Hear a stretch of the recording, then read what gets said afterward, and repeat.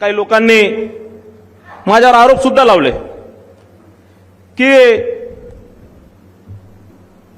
असं झाला तसं झाला, पण मी काही कोणाच्या आरोपांना काही किंवा कोणी माझ्यावर खापर फोडली.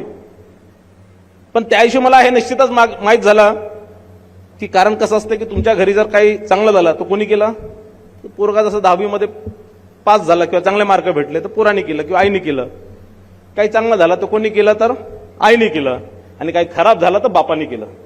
त्याविषयी मला हे पक्क माहीत झालं की शिवसेनेचाही बाप मीच आहे, कारण खापर माझ्यावरच फोडून राहिले.